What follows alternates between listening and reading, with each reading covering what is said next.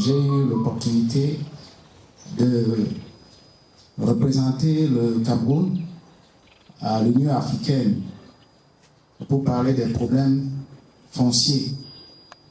Et si j'ai tenu à intervenir, c'est justement parce que lors de la dernière conférence, n'est-ce pas, de l'Union africaine, le Centre pour la politique foncière en Afrique, qui s'est tenu à Addis Abeba, j'avais été choisi pour faire un exposé sur les innovations en matière de gouvernance foncière au Cameroun. Et à cette occasion, j'avais présenté, n'est-ce pas, à l'Union africaine, les innovations auxquelles le ministre a fait évocation hier, c'est-à-dire les circulaires qui tendaient à améliorer, n'est-ce pas, la gouvernance foncière au Cameroun. Lorsque j'ai fait cette présentation, j'ai été interpellé par un représentant d'un pays, c'était Madagascar, qui était curieux de savoir comment ça fonctionnait.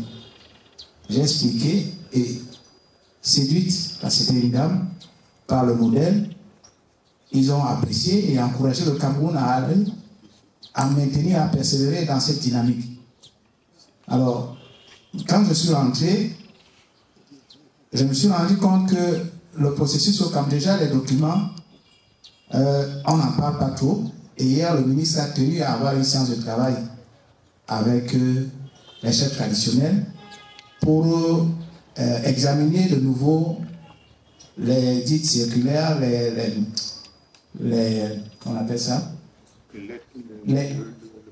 le formulaire pour voir si le modèle qui a été proposé a été bien accueilli ou s'il faut procéder à des ajustements. Je suis revenu sur cette question parce que je suis très embarrassé.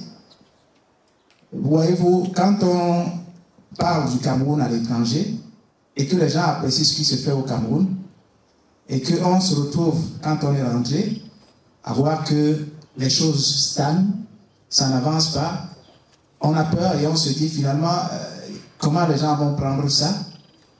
Est-ce que les gens vont prendre le Cameroun au sérieux? Et tout ça, ça fait qu'on est dans la peur.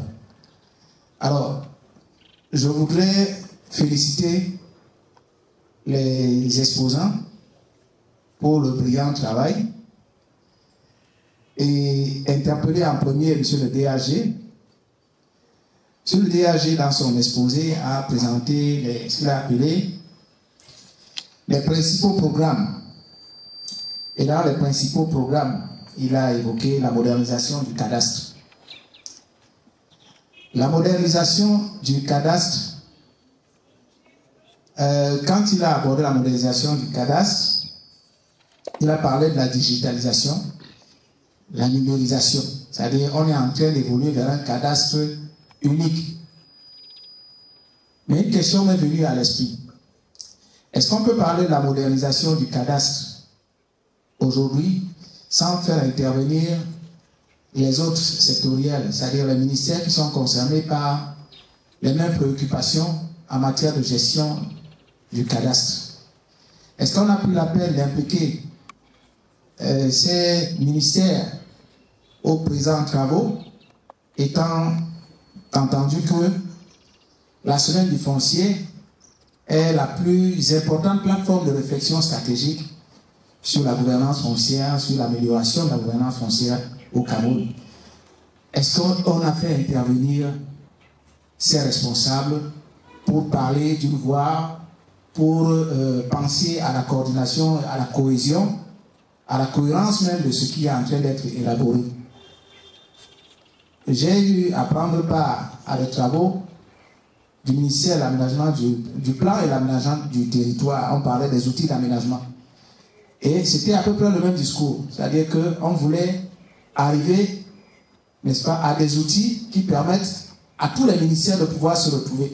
Et dans les recommandations qui avaient été formulées, on disait il fallait peut-être qu'on associe tout le monde dans un travail élaboré et que le MINCAF soit l'acteur principal, qui donne la dynamique à ce travail. Mais je me suis demandé comment on peut avoir à inviter les gens à une réflexion et ne pas impliquer ces autres ministères qui travaillent sur les mêmes problématiques. Je voudrais maintenant poser une question à Madame Odoa, qui dans son exposé nous a fait une révélation, parce que Madame a dit qu'à date, parlant de la sécurisation, vous avez dit la promotion de l'agriculture de seconde génération, et que vous avez, à date, il y a 656 000 hectares sécurisés et mis à la disposition des populations. Sauf si j'ai mal compris. Vous pouvez me corriger. Le chiffre exact, si vous pouvez le communiquer. Mais mon attention a été retenue parce que quand on parle de sécurisation, quand on parle de constitution des réserves foncières, on se demande si les populations, si les communautés locales sont impliquées. Parce qu'on a constaté que justement, lorsqu'on a constitué les réserves foncières, pour encourager l'agriculture de seconde génération, le plus souvent, quand le ministère ou l'État fait les attributions, les communautés locales ne sont pas associées au processus. On est juste surpris, on vit quelque part et on est surpris qu'une concession soit faite à une entreprise, bref, à un concessionnaire, et qui commence l'exploitation, et après, la communauté se soulève, on fait opposition, on commence à se demander comment cela a pu se faire sans que la communauté qui vit sur cette terre en soit impliquée. Donc, qu'est-ce qui est fait au niveau du LINCAF pour associer les communautés locales dans cette dynamique de constitution de réserves foncières et de leur exploitation? Je vais chuter en vous priant de bien vouloir nous communiquer les statistiques.